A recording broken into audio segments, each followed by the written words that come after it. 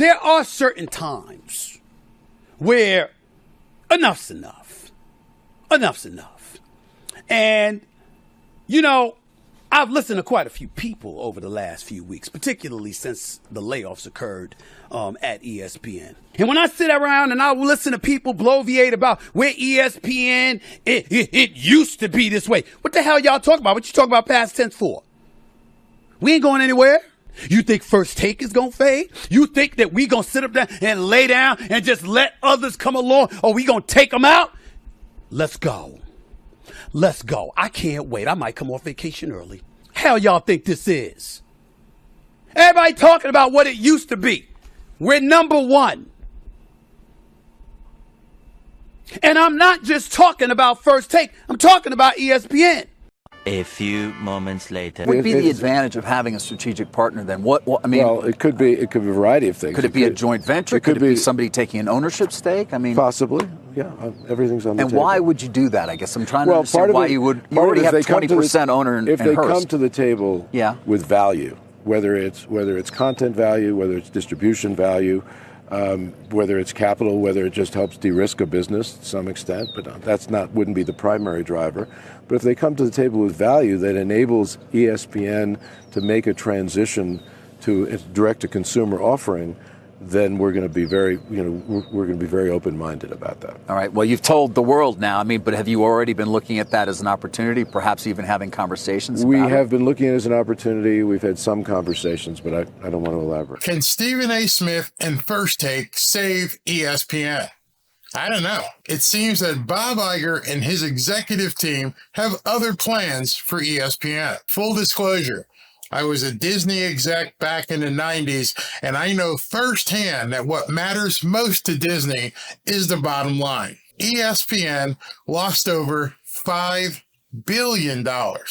Yeah, I said $5 billion. The ESPN layoffs were a certainty, and I bet they're not done yet. People are calling out Stephen A. Smith because of the so-called embrace debate. Shows like First Take and Undisputed are basically screamfests, and they have normal sports journalists pointing fingers at guys like Stephen A. and Skip Bayless. A few days ago, Stephen A. Smith went on a 25-minute rant defending his style over at First Take and also telling everybody how great everything was at ESPN and how he can't wait to take on any of the haters. Let's listen to a little bit of what he said. Y'all done started something.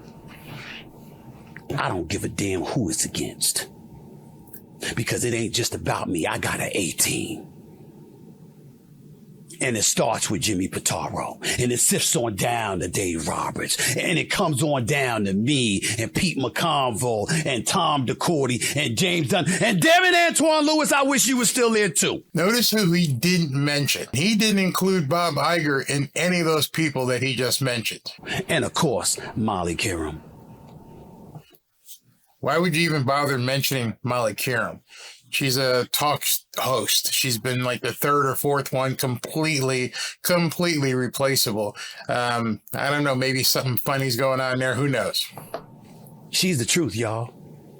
She the damn truth. Ryan Clark gonna be back. The pivot, baby, he gonna pivot right on over to First Take. He gonna be back. Swagoo, Marcus Spears, he gonna be back. Dan Orlovsky, he's going to be back. Mina Kimes, she going to be back. She's got to have a baby first. Mad Dog Russo, baby, he's going to be back. And that's just for starters. Y'all done started some shit.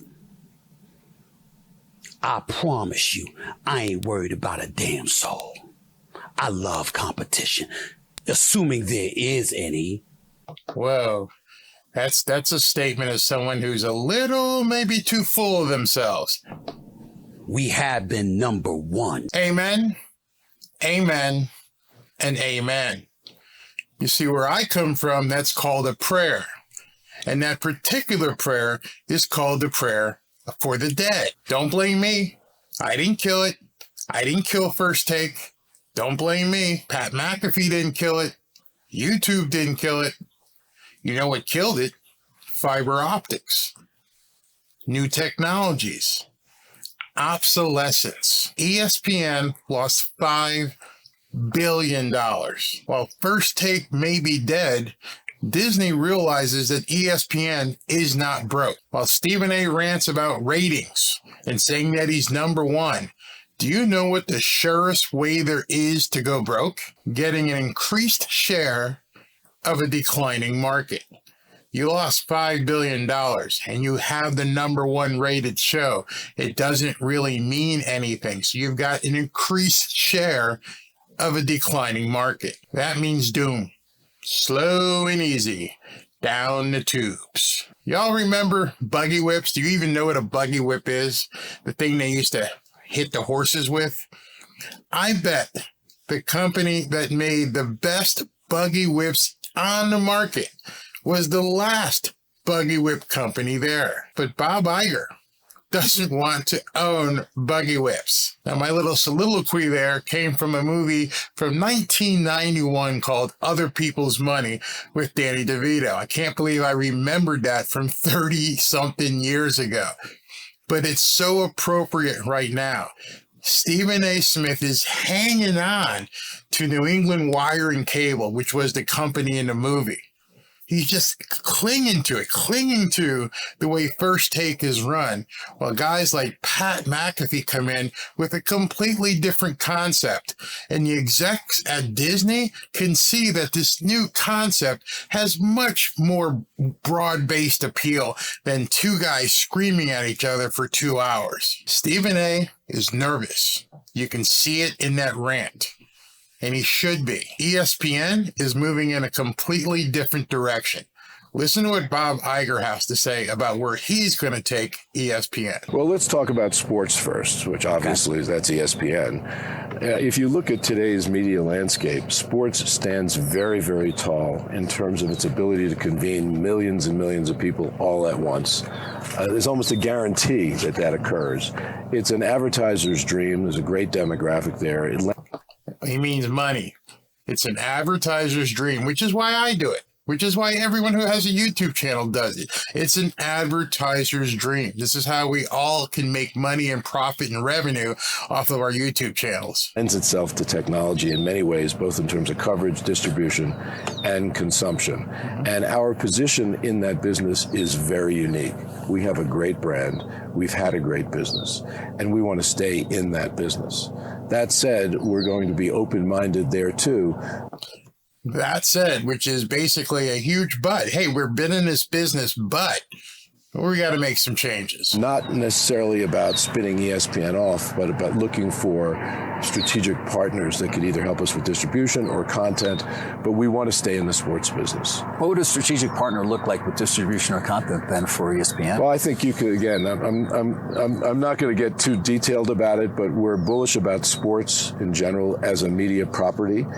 There is an inevitability, by the way, you raised it, to taking ESPN and direct to consumer. Yeah. Boom. There is the answer. Direct to consumer. Right now, Stephen A. in one of his videos touted how many subscribers that, ESPN has. That's because they're bundled into cable. If you don't understand what that means, every person who has Xfinity or Comcast or any other cable company right now across the country, ESPN is bundled into your bill. Whenever you're writing a check paying Comcast, $10 of that money goes directly to ESPN. So if there's 100 million subscribers and $10 of that goes to, basically ESPN, that's where that cash cow was. But as you're seeing right now, so many companies, so many content holders, so many rights holders are going directly to the consumer so they don't have to split it with the cable companies. And as people are cutting the cord, I don't even have cable here. I have YouTube TV. I have an internet service. I have YouTube TV tied in. So I don't even have cable. So I can watch ESPN directly through YouTube. Bob Iger is smart enough to know that's the future. The future is in streaming. And when that happens, people can pick and choose what they want to watch, not get force-fed from the network. We haven't said when, but we do know that it will happen. Is it sooner than you had thought, let's even say 7 months ago? No, I think I'm much more certain about when, but not prepared to say when that is. So they are indeed. It's certain. ESPN is moving to a streaming model. They are coming off the cable packages. Like I said earlier in my soliloquy about the movie, it's dead. They're just not broke. They're making moves right now. I won't say whether it's sooner or not, but I'm enthusiastic about it. Why are you enthusiastic about it? Because I think sports stands tall in a sea of tremendous choice and is, in many respects, an advertiser's dream and a consumer's dream. Meaning it's a very, very attractive, sports is a very, very attractive medium. And we have a unique position in it. We feel that we should stay in it, but we'd like to. You're spending more and more money to do that. I mean, now, right here, when he says they're spending more and more money, he's talking about acquisition rights. If you're going to show an NFL game, if you're going to show a college football game, you have to pay the rights holder, the NFL, NCAA, whoever owns the rights, you have to pay them in order to show that game. To keep the NBA, to keep the NFL, essentially renting the content that keeps this thing alive. I mean, is that the best use for your capital? Well, I know a lot's been said about renting versus owning, and if you can rent it and continue to be profitable from renting it, which we have been and we believe we will continue to be, then there's real value in staying in it. You know?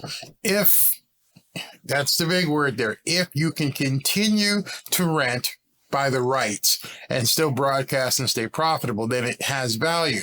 But as you know, the NFL keeps raising their prices. College football keeps raising their prices. There is going to come a point where basically Major League Baseball, NBA, NFL are just streaming their own games. They don't need to have ESPN. Right now, ESPN is paying them. What if they, in the very near future, they realize and they do all their math and realize at that point, we can just go direct to consumer ourselves. We have great relationships with Major League Baseball and the National Hockey League and various college conferences, and of course the NFL and the NBA. And it's not just about the live sports coverage, of those leagues, those teams. It's also about all the shoulder programming that throws off on ESPN. And all of the shoulder programming that they spin off onto ESPN. So now, as rights are becoming much more expensive, now you have to have that basically shoulder programming. What are you going to have on during the day throughout the stream? Remember, if there's no channels, there's not an ESPN2, not ESPNU. If it's just ESPN and it's basically live events and on demand, because that's probably where they would go, that's going to change the landscape completely over at ESPN. Which shows do people most want to see and which shows are most profitable? And what you can do with it in a streaming world. As a direct-to-consumer proposition, I talked about it being technology friendly in a way. There's so much more that can be done with it in terms of the way it's distributed, the way it's consumed. It's interesting just thinking about the Apple announcement of a few weeks ago and what the possibilities there that device lends itself to in terms of sports. So right. I think it's a business that we want to stay in. We're realistic because it has been. But what would be the advantage of having a strategic partner then? What I mean, well, it could be a variety of things. Could it be a joint venture? Could it be somebody taking an ownership stake? I mean, possibly, yeah. Disney is for sale. Right there, he's just let everybody know, and the CNBC reporter picks up on that. Could somebody be taking an equity ownership position? Yeah, possibly. Everything's on the table. And why would you do that? Oh, I don't know if you heard what he just said. Maybe I talked over it. He said everything is on the table. And I guess I'm trying to understand why you would. You already have 20% owner in If they Hearst. come to the table with value, whether it's content value, whether it's distribution value, whether it's capital, whether it just helps de-risk a business to some extent, but wouldn't be the primary driver. But if they come to the table with value that enables ESPN to make a transition to a direct-to-consumer offering, then we're going to be very open-minded about that. Now, listen to this part. He's couching his words. He's trying to be careful, but the CNBC reporter comes right at him with the direct question that everybody wants to know. All right. Well, you've told the world now. I mean, but have you already been looking at that as an opportunity, perhaps even having conversations about We have been looking at it as an opportunity. We've had some conversations, but I don't want to elaborate. We've been looking at that. We've had conversations about selling off part of ESPN or bringing in a partner, but I don't want to go further right now. He said it. Bob Iger just said that Disney is courting partners, potential equity ownership, to come in and help them move to a direct-to-consumer model. No more looking at the cable. It's going to be direct-to-consumer streaming. That's where he wants to take it. That may explain why Stephen A. Smith was going off the rails the way he did. ESPN is obviously looking to move into a new direction. With new ownership comes new money and new ideas. I think Stephen A. Smith is going to be fine either way. Stephen A. Smith won't just survive. Stephen A. Smith will thrive. First Take, on the other hand, I don't think so. I don't think they want this kind of stuff on the market anymore. It's a dying brand. As much as Stephen A. is fighting for it, and as much as he's passionate about it, the embrace debate, it isn't what people want. There's only 2 shows basically doing it at this point. And so I think that's why those ratings are the way they are. But Bob Iger isn't looking at one show. Bob Iger is looking at $5 billion they lost. And at this point, big moves have to be made. Let me know what you think about Stephen A. Smith and First Take being able to save ESPN. But it seems, in listening to what Bob Iger said, it's already a done deal. Just a matter who's going to be the partner. Now, wouldn't it be awesome? Would it be incredible if YouTube was the company that bought into Disney and bought into ESPN? That would be simply amazing. Talk to you soon. Let me know what you think.